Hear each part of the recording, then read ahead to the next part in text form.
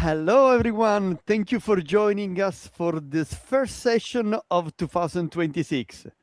And the topic of today, storytelling, something that attracts a lot of attention and a very special guest with me. We're going to get to know Jyoti in a moment. But first, I want to welcome the people that are joining the session live, the people that will be watching the recording.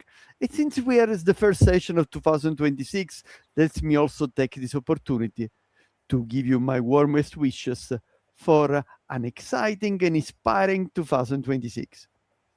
Now, if you're already there live, then how about telling us from where you're connecting? Yes, it would be interesting to see what kind of audience we are getting today. On our side, I'm connecting from Asia.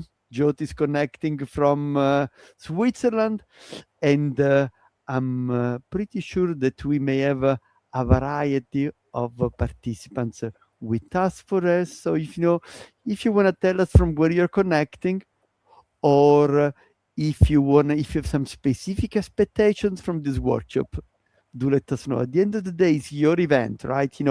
We want to address your challenges, your topic. You might want to have something specific that you want to get from this workshop.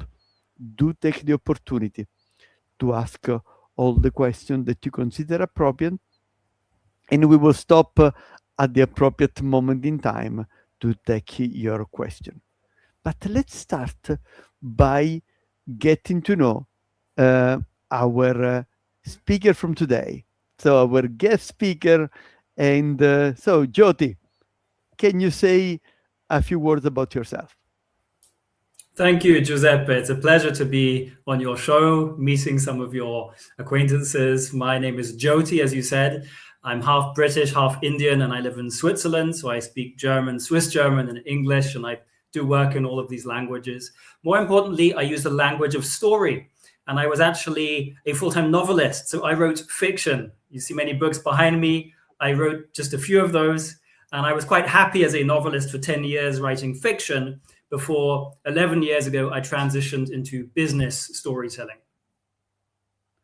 Wow, fascinating, fascinating. So, you have, okay, you started on the writing side, and then you moved and then, of course, you moved from fiction to the business world, right? Because today, I see also from the title, business storytelling, right? You are gonna focus on something which is relevant for the business world.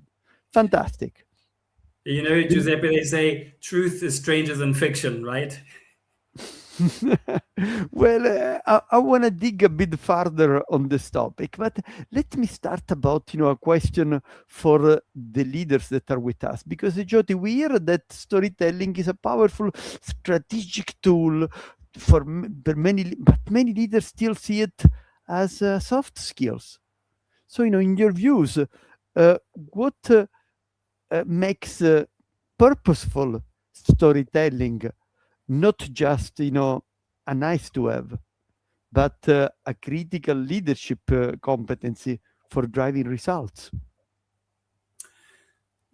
Well, I would say, Giuseppe, that in our current environment, soft skills are the new hard skills. That's part of the solution to this question. But I'm so glad that we're starting with this topic, because a lot of people are interested in storytelling primarily for being better presenters, right? Giving good talks.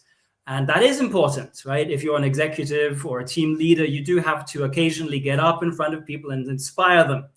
But I'm actually more interested in what do you do day by day to keep people not just inspired, but practically, how can we guide behavior and decision making?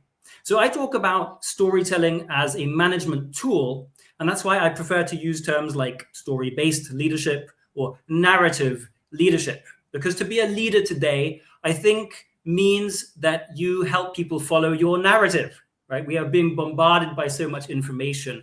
How do we know what's noise, what's signal? So one example, I was in Nashville recently. There's a gentleman there that I know called Joe Scarlett.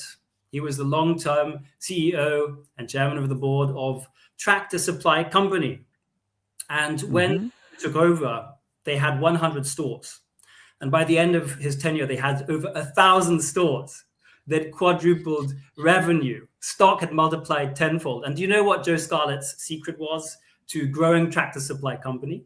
Well, of course, it was stories. And not just giving good talks, but operationalizing belief and behavior by telling a certain type of story, which Joe Scarlett calls the success story. And I like to use the descriptor, let's rehearse success, right? What does success look like? Let's model behavior for people by telling stories of great customer service, for example, which was one of his favorites. So that's how they built the culture at Tractor Supply Company. Wow. Okay. So, it doesn't come natural, right? For a tractor company to think that, a kid's success was indeed the story. Now, many people in their audience may have read a book from Malcolm Gladwell, the fact that it takes 10,000 hours to master something. Now, will it take 10,000 hours to master the skills? And how can we get the results quickly? We need quick results, absolutely. And I would say, to be realistic, yes. I'm not going to lie. It will take 10,000 hours, but here's the good news. You've already spent 9,950 hours on this skill. Why? Because all of us have watched countless movies. We've heard our friends and family and colleagues tell stories. So we've already spent so much time unconsciously often, right, consuming and sharing stories. All that I'm trying to do is say, let's make this a more conscious competence. So that's the good news. And I'll give again another example. I've been training a lot of private bankers recently. Now, these are people who have very high stakes situations. You're familiar with this with your own negotiation practice, of course. But when it comes to a pitch to a high net worth and ultra high net worth individual, how do you get them really to buy in to yourself as a relationship manager or the bank, the institution you represent? Well, I've been doing one-day trainings, as short as one-day trainings. How many hours? That's just 8 hours, right? And this becomes a transferable skill by being very specific about the types of stories that we're watching out for. Your personal value proposition, your company's value proposition, customer stories, preempts. That's something I think probably fits very nicely with your own expertise, right? If someone has an objection, how can we preempt that with a story? Maybe you have something to say about preempting objections, Giuseppe. Well, and of course, let's say my approach to handling objection is not so much, I have to confess, in the area of stories, but I would say, you can use a variety of techniques, to manage objection, and if you have a good story, that's maybe one. There may be simpler. There may be simpler techniques I think just to show how maybe these could be complementary skills to what you teach. What a story does is it takes away some of the confrontation, right? In my mind, negotiation is very direct, but a story is indirect. And this can be very powerful when you're talking to a resistant audience, like change management. Also, one of our topics today is transformation and trust, of course. And it can really defuse the situation. If instead of saying, Giuseppe, I know what's in the back of your mind, right? You have this objection. I can talk about someone who maybe is similar to the person I'm talking to. And so the person I'm talking to, my audience, will identify with this other client. And then I give that other person the objection. So I outsource the objection. And then hopefully my client will identify and go through the same mental processes and change and come to the conclusion that maybe this objection is not so difficult after all. Mm-hmm. Okay.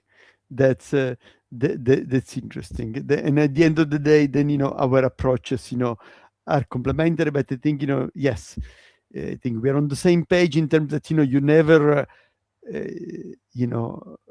go front line in managing the objection. If you try to prove that they're wrong and that you're right, then the people will close.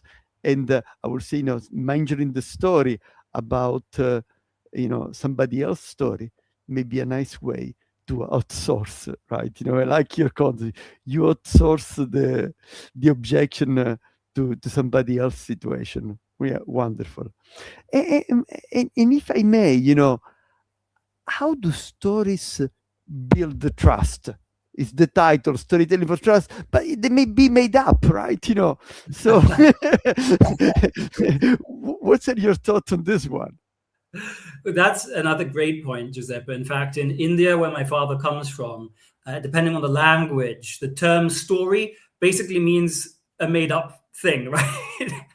And so sometimes, depending on the context, the culture, it can help to say speaking to the heart as well as the head. Now, as you know, speaking to the heart is equally, if not more, important when it comes to trust. So I would say, and we're on the same page here as well, of course, is that the condition for being trusted long term is trustworthiness. There's no way around that, right? We don't want to be putting lipstick on a pig because people notice eventually, right? So let's say you are trustworthy, you're transparent, you're keeping your word, you're delivering. Now what? Well, now the differentiator becomes story. A lot of people are providing value, like every employee, hopefully, is doing his or her best to provide value. The question is that value seen? So how can we talk about the value? Another great example is organizational values. Do we trust these organizations when they say that their values are excellence and transparency and all these wonderful sounding things? Or is it hot air?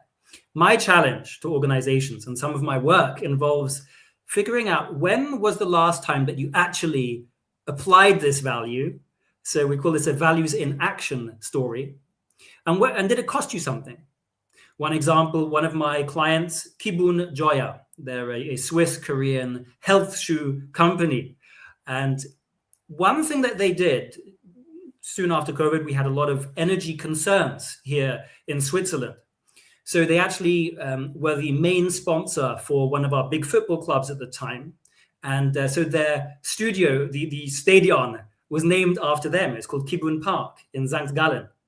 And so they had this wonderful advertising platform because it was next to the motorway. So thousands of cars are passing their sign every day. But they said, let's put our money where our mouth is. Let's walk the talk. And so they turned off this sign and lost a lot of advertising. But it was to show that they actually care about saving energy. That's just one small example. And so every organization and individual should have stories to tell about the values that they profess. Okay. Just a second, sorry, Jyoti.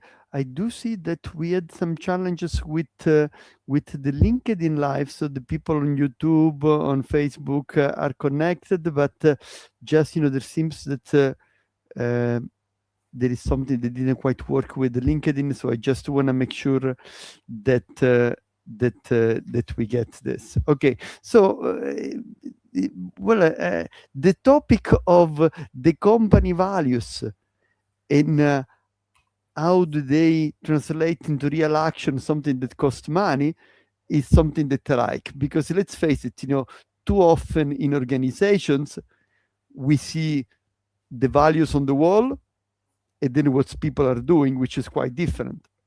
And in fact, when we talk about, office politics, understanding, what makes you work, et cetera, then we encourage people to understand, what's are the real driver inside the organization. So your point there is, trying to get to see, what are some real stories that really deliver those values. And if there are not, then maybe then maybe they're just on the wall. Exactly. Maybe they're just on the wall. Yeah, absolutely. By the way, my apologies for the technical issue. Probably something changed, with the New Year's in the setup of LinkedIn or the setup of StreamYard, and there seems to have been a mismatch between the two systems. So for the people that are joining now, then we have the pleasure to have here Jyoti, a business storytelling expert, and we are talking about the power of storytelling. By the way, this is your event, so you can ask a question whenever you want. And by the way, as we wait for the new people to settle in, etc., and maybe if somebody has a question, let me take the opportunity, Jyoti, to talk about our next events, because we do have another couple of events lined up. So for the regular follower, how emotional intelligence can shape negotiations. Paul Fisher is the director of the Oxford Program on Negotiation, so somebody that knows an awful lot about negotiation, and we're going to talk about the link between emotional intelligence and negotiation. So we're going to put in the chat the link in case you want to join us next week. And the other event that we have coming up, now we change style, now stories with Jyoti, then emotional intelligence, then selling. Why selling with integrity is the only way to sell. Mark Under, one of the global gurus on sales, one of the top 10 global guru for sales, and somebody you want to listen to, whether you are in sales or whether you are in procurement and you want to understand more about the sales psychology, then you can join us in February for this LinkedIn Live. Why selling with integrity is the only way to sell. Again, look at the chat for the links to register. Now, let's go back to the topic of today. And again, my apologies for the people that were stuck on LinkedIn without being able to connect. Now, let's talk for a moment again on stories as a leadership tool. So how do stories align different teams and stakeholders? When it comes to alignment, it's so important that we have the same picture, the same understanding of what we're talking about. And in my experience now with leaders on 5 continents, I've seen something come up again and again, which is a barrier to people being aligned. And that is, Giuseppe, that in business and in academia, of course, we like to speak with words that sound very fancy, right? Very strategic, but actually they don't mean so much. Take 10 different people and use the word innovation, right, or excellence, or many of these buzzwords, and 10 different people will have 10 different pictures in their head. So they're not aligned, even though you're using the same words. Fun fact, I was working with a pharmaceutical company and doing some change management with them over the course of 2 years. And one thing that I learned, which surprised me, was that we have biologists and we have chemists, and sometimes they'll be using the same word, but they attach different meanings, right? So even within the same company, the people that to me are just scientists, even there, we have incredible specialisms. So the way to get around this and overcome what I call abstraction bias, which is this tendency to use words that sound smart but don't really mean much, is by using visual language and, of course, telling stories, because that gives people a common understanding. You see, a story has context. It has a setting, a time, a place, characters, a tension. There's hopefully some resolution to that problem and a lesson that's been learned. Right? That's my prerequisite for telling stories in business. We're not telling them to entertain, we're telling them to enlighten. So we want to use very simple, short stories. Now, the trick to alignment, Giuseppe, is having the overarching, high-level, more abstract narrative. Where are we going and why? Why do we choose to play here? Right? What's worth it going through all this pain and this change? And illustrating that more abstract, high-level narrative with individual stories, concrete stories, so that we can understand what does this look like For example, a moment that we had a conversation with a customer, and that's why we realized that our value is not being perceived. So we have to change the way we create this value, or we talk about it, right? Or it's a story from R&D that helps people to understand why are we developing this product. So by sharing stories across the organization, you can really overcome this siloification and help different parts of the organization to understand each other better and get more excited about what everyone's doing. Okay, well, you're adding an interesting perspective, Jyoti, and I want to go a bit deeper on this one. You say when we are doing something for business, our story should be shorter.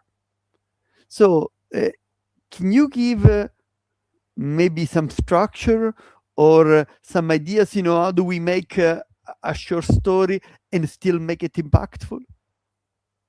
Yes, in fact, I've spent the last 11 years since I entered business storytelling trying to figure out ways of teaching this skill so that people can master it more quickly and so they know what are the ingredients of a powerful story. So I created the story method, and people can always remember that, because what was his method of story? Yes, the story method, right? So STORY stands for setup. If you're telling either that high-level narrative or a very practical, concrete, specific story that actually happened to someone or could happen, you want to start with a setup. Now, a setup includes a setting often, but it's not just limited to the setting, because you and I, we could talk for 20 minutes about the setting, the place where we went on holiday or our customer's office or something like that, right? The difference between setting and setup is just like a joke. The second part of a joke is called the punchline, but nobody will laugh at the punchline if they weren't there for the setup. So the same thing happens in a story. You want to set up just enough context. And that might be 30 seconds, right? It might just be one sentence. So that's the S. The T stands for trigger. What got the ball rolling? Then the O stands for obstacles or opportunity. What are the stakes? Why is the story of interest to us? Because we want to find out what's going to happen next. Finally, there's the resolution. The story should come to an end. And the Y stands for you. What's the lesson? What's the takeaway, or even the call to action? So that's my story method in a very brief form. Okay, fantastic. Now, and I'm going to quickly repeat it for the audience, right? T is for setup, T for trigger, O for obstacle, R for resolution, and the U for you. Now, when you say the trigger, you didn't go deeper into the trigger. What do you mean? The trigger is that specific moment. How would you make a good trigger? Yes, this ties in very closely also with Hollywood structure or what novelists use in their books. But it's the same thing in our lives, right? All of us need a reason to change. We need to sometimes be sort of attention to be drawn to something in particular. Now, the way Pixar, for example, talks about this in their movies, they say every day X happened. Nemo wanted to explore the ocean, for example, right? So you've got this set up in the sense that, okay, we understand the character and the kind of person they are or the type of organization this is. Lego, for example, Lego is trying to delight and occupy children very sensibly and constructively, right? That would be a setup. But a trigger would be something changes. And it narrows the focus, the zoom to this one moment, like you were saying. So for Lego, that might be in the early 2000s, Lego's sales were falling and leadership assumed the problem. And now we're moving into the obstacle, right? They assumed that children's attention spans were shrinking. So they had to become more simple, but that wasn't working. Things only got worse. So now, Giuseppe, do you want to hear how the story continues? Yeah. Right, so absolutely. we've created exactly. a setting and a trigger. What was the resolution? Yeah, exactly. There's conflict now, so it turns out that actually they had made the opposite conclusion of what actually was happening. See, children were actually interested in spending a lot of time, but they needed to feel a sense of ownership and pride. Now, this realization happened because they got ethnographers to do research. They went home and observed how the people actually play with Lego. And there was this one particular boy who had very scuffed, almost broken shoes. So they asked this child, why don't you get new shoes? And the child said, well, because I've spent hundreds of hours skateboarding, and that's how these shoes got broken. So he felt proud of the hundreds of hours he had invested. So that really helped the entire organization to shift their assumption that we need to make larger pieces to play with, because kids are basically not, they're getting a bit dumber. They don't have such stickability, and attention is going down, right? Focus. And it was actually the opposite. And so then they entered into partnerships with different brands to build that emotional connection. And now we know Lego is a fantastic success story. So that's just one example, Giuseppe, of mapping the STORY to an interesting business case study. Fantastic. By the way, Lego is one of my customers, so I'm familiar with their business model and what they did. But that's the way you tell the story. That sounds very, very nice. So I love it.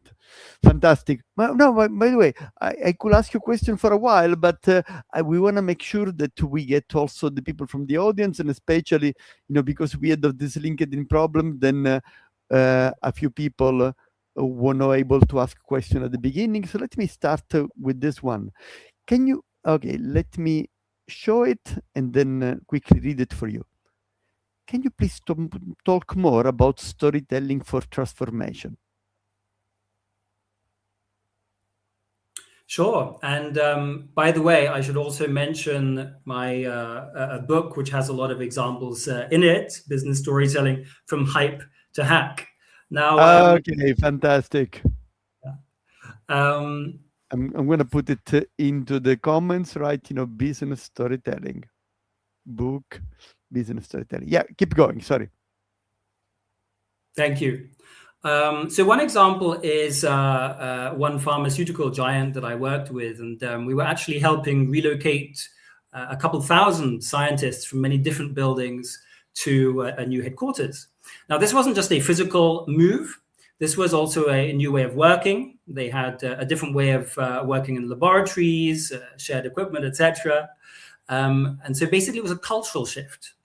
So what we did is, since there was a long preparation for this move, we turned the whole building that was being constructed, the new headquarters, into virtual reality with a partner of mine. I didn't do the technical side myself.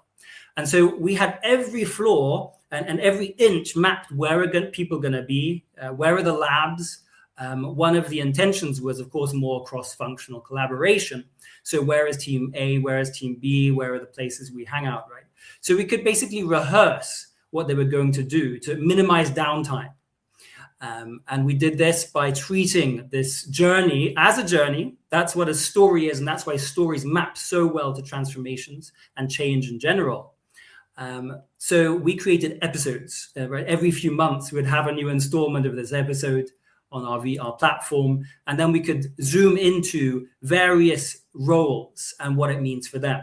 This is what we call polyphonic storytelling. So we don't just have one version of the story, which the CEO or some executive can voice, but we want to show very practically on the ground, okay, what does this change look like for different people?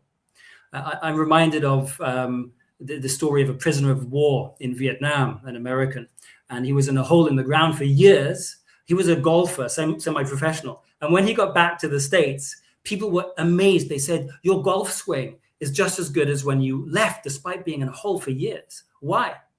And he said, well, it's because mentally I rehearsed, right? I went from hole to hole, and I was doing this all in my mind. And a story can do the same thing. It can help us to rehearse something. And we know from brain science that it gives us, I think, something like 70% of the effect of actually performing the task physically. Nice. Perfect. Let's take another couple of questions from the audience. The one from Regina, one from Tony. Let's go, Regina. Are there phrases in storytelling that you should avoid? I would say the first thing you want to avoid, Regina, in storytelling is using the term story. So when you're sharing a story, I recommend saying, I recently experienced something that brought this lesson to life for me. Or you could say something like, there was a study on this, and then you give what I call a study story. And studies, by the way, for you who are more technically minded, are a wonderful way to tell stories, because often you have an experiment and people expect A to happen, but actually B happens. And whenever you have this sort of surprise, this gap in expectation and outcome, that's the perfect time to tell a story. So my first advice, let the story speak for itself. Don't mention the story. Otherwise, people start analyzing your story instead of the message.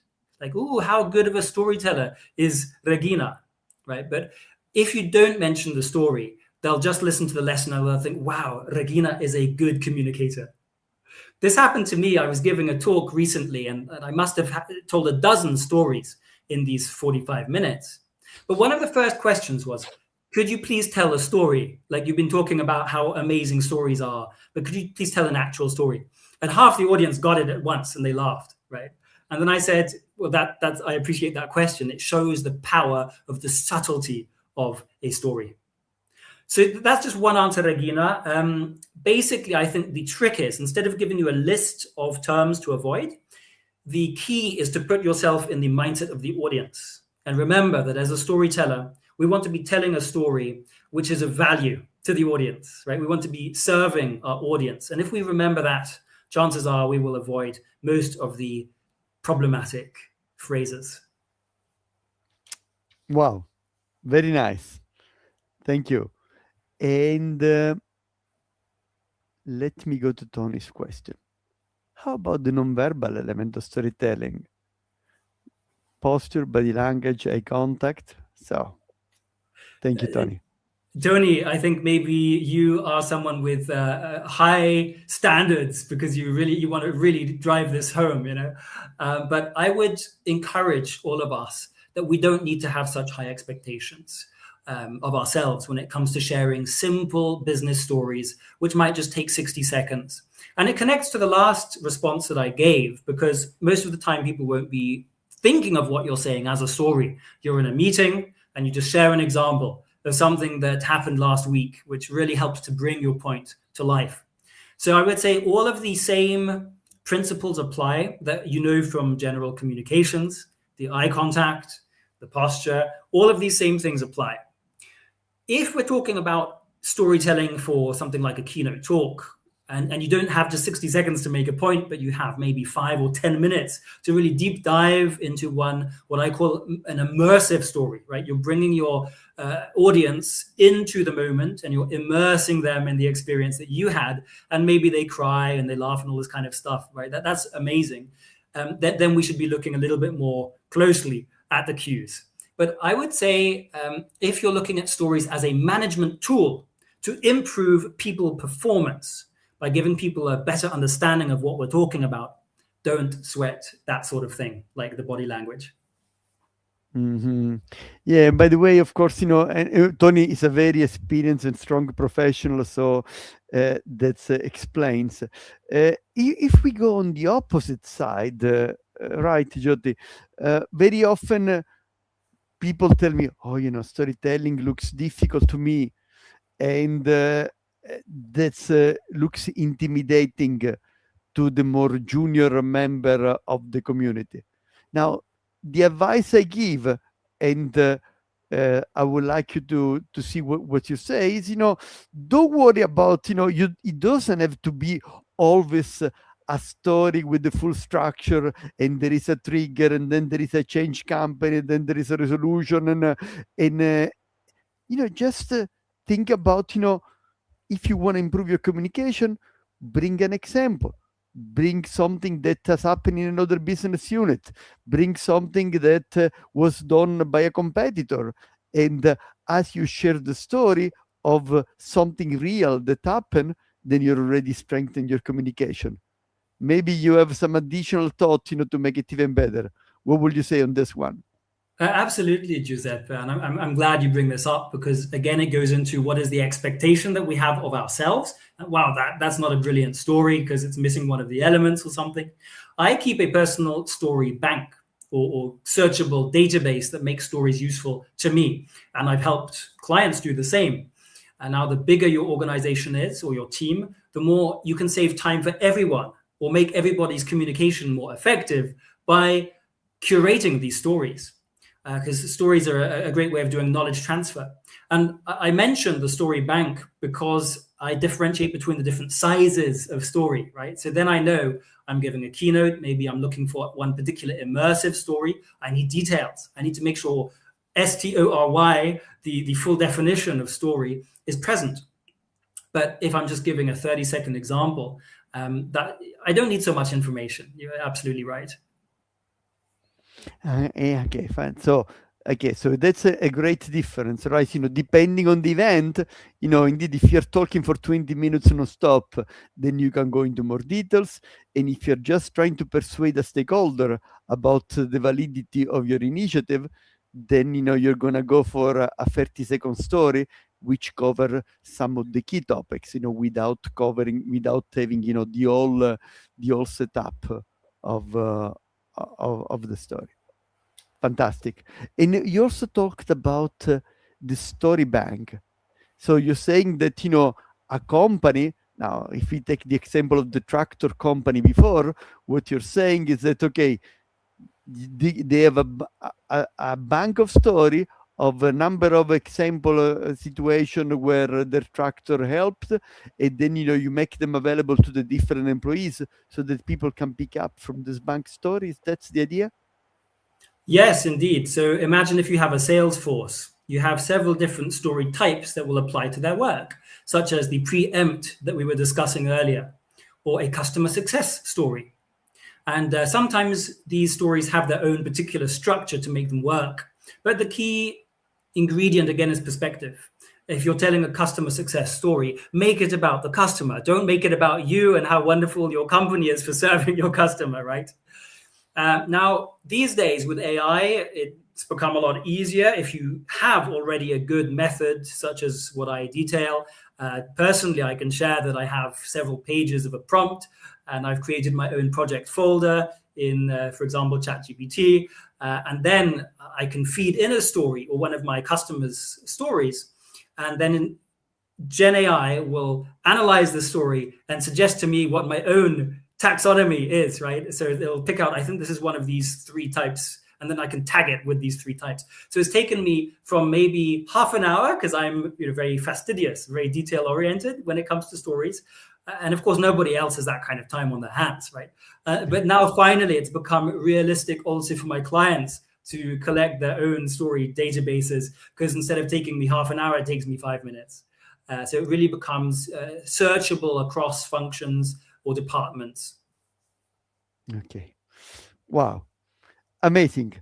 I think, that's a nice way to close, because, we give some concrete examples to people on how to use stories, how to make them available for other people, and maybe, also how to use AI to complement, what you already have, and then target it to your specific audience, because at the end of the day, the story has to be about the people you're dealing with, not about you. Fantastic. Jyoti, what a great pleasure to have you. Thank you for having me, Giuseppe. for being here. Thank you for the audience. And again, apologies. Don't know what's happening in the interaction between StreamYard and LinkedIn. A few of you were not able to connect immediately, but the recording is going to be available. So, if you register for this event, you're going to get the recording, and you may watch, the first 5 or 10 minutes that you missed. Thanks, everyone, for joining. All the very best. Thank you very much. Thank you.